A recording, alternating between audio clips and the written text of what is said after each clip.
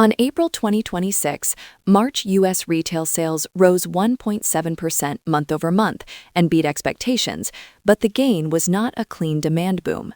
The Census Bureau said advanced retail and food services sales reached $752.1 billion. AP's read on the report was straightforward.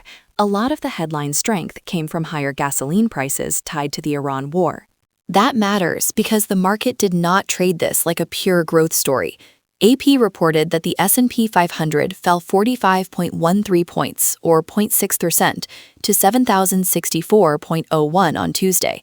The Nasdaq also fell 0.6%, and Brent crude settled at $98.48, up 3.1%. So the bigger story by the close was not retail strength by itself. It was the collision between inflation-heavy consumer data and renewed geopolitical tension. The Iran lane stayed messy all day. AP reported that Vice President J.D. Vance called off a trip to Pakistan, where he had been expected to lead negotiations with Iran on extending the ceasefire.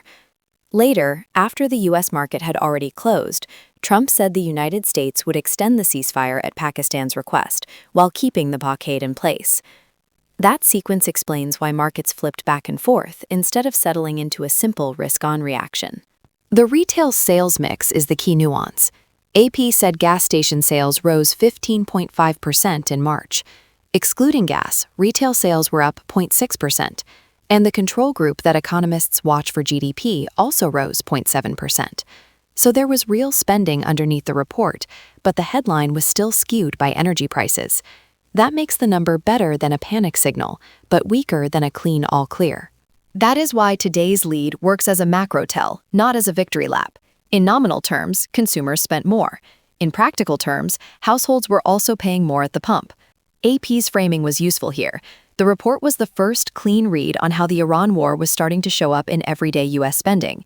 For markets, that means the same data point can look supportive for growth and uncomfortable for inflation at the same time. Earnings helped keep the tape from looking worse. UnitedHealth's official first-quarter release showed revenue of $111.7 billion, earnings of $6.90 per share, and adjusted earnings of $7.23 per share. The company also raised its full-year 2026 adjusted earnings outlook to greater than $18.25 per share.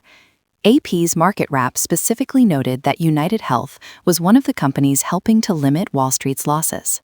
Northrop Grumman also posted a strong quarter. The company's official release showed first-quarter sales of $9.9 billion, operating income of $989 million, diluted EPS of $6.14, and a reaffirmed 2026 outlook. The important point is not to overread one stock's intraday move.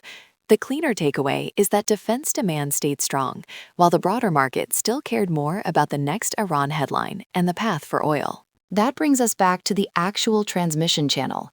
AP said much of the financial market tension is centered on what happens to the Strait of Hormuz. A prolonged disruption would keep crude oil trapped in the Gulf and away from customers worldwide. That is why oil mattered more than usual on April 21st. The market was trying to price not just the war itself, but the risk that higher energy costs could keep leaking into U.S. inflation data. The next earnings checkpoint is Microsoft. Microsoft said on April 8th that it will publish fiscal 2026 third-quarter results after the close on Wednesday, April 29th. That matters because the market still wants evidence that heavy AI spending is producing durable returns. So even though Microsoft's report is not this week, it is already part of the forward watch list that investors are building around this tape. The immediate company calendar is busier. Tesla's investor relations page says first quarter 2026 financial results and the Q&A webcast are set for Wednesday, April 22nd at 5:30 p.m. Eastern. GE Vernova says it will release first quarter results before the open on April 22nd and hold its webcast at 7:30 a.m. Eastern. So the market moves from a mixed macro and geopolitics day straight into an earnings-heavy Wednesday. The watch list from here is pretty clear. First, does the ceasefire extension hold, or does the blockade keep oil elevated and seed a new inflation scare?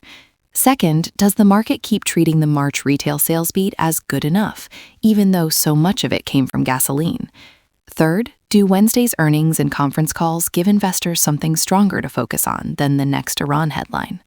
So, April 21 was not a clean consumer strength story, and it was not a full geopolitical panic either.